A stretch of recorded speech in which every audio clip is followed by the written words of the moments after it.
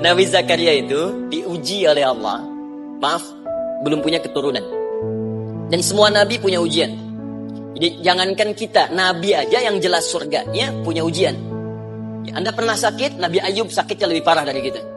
Ya, Anda di keluarga belum ada keturunan, Nabi Zakaria pernah lebih daripada kita. Sampai rambutnya memutih, fisiknya sudah letih, dan menurut medis, maaf sekali, istrinya divonis tidak mungkin punya keturunan, monofus dan mandul, mustahil.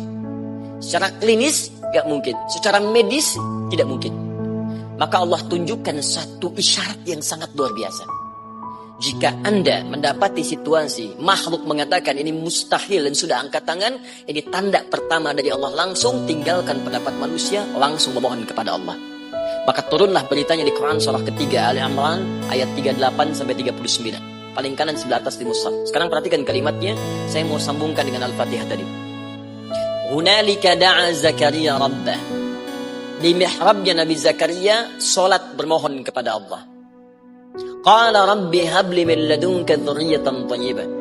Kemudian ia berdoa, Rabbi habli, ya Allah yang maha memberi tanpa batas.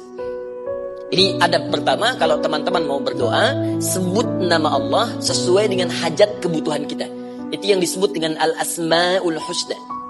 Di asma'ul husna itu bukan nama-nama indah yang sekedar dihafal, bukan. Tapi nama yang diberikan oleh Allah sesuai dengan kebutuhan hidup kita. Dalilnya Quran surah ke-17 ayat 110. Ya, paling kanan sebelah atas di mushaf ke pertengahan. Ya, kata Allah, qulid Allah. Jika Anda punya persoalan, sebut nama Allah. Allah Awir Rahman atau Ar-Rahman. Ayyamma tad'u, tapi kalau Anda ingin spesifik meminta, falahul asmaul husna. Pilih nama Allah, ia punya nama-nama yang indah sesuai kebutuhan kita. Nah, jika Anda ingin memohon pada satu hal yang mustahil menurut manusia, maka minta dengan menyebut nama Allah yang memberi tanpa batas, mustahil di dalamnya. Nama Allah tersebut namanya Wahhab. Wahhab. Ya Allah, Ya Wahhab, Al-Wahhab.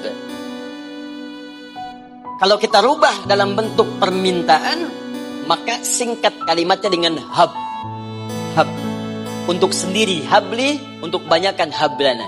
Rabbana hablana min azwajina wa dzurriyyatina qurrata a'yun. Nabi Zakaria minta karena sendiri yang mengalami situasi itu, maka beliau katakan, Rabbi habli, ya Allah habli min ladunka, ya Allah yang tak punya batas dalam pemberian. Mereka mengatakan aku tak akan punya keturunan. Mereka mengatakan mustahil aku punya anak. Dan aku yakin kau memberi batas tanpa memberikan pemberian tanpa batas. Aku mohon darimu saja. Darimu saja. Dzurriyyatan thayyibah, keturunan-keturunan terbaik. Innaka sami'ud du'a. Engkau pasti mendengar doa saya. Kalau pada yang maha memohon saja, maha mendengar saja tidak mengabulkan, lantas kepada siapa lagi aku mesti minta? Tapi poinnya bukan itu. Poinnya adalah, ini disampaikan oleh Nabi Zakaria dalam keadaan sedang sholat. Masih berdiri dalam sholatnya.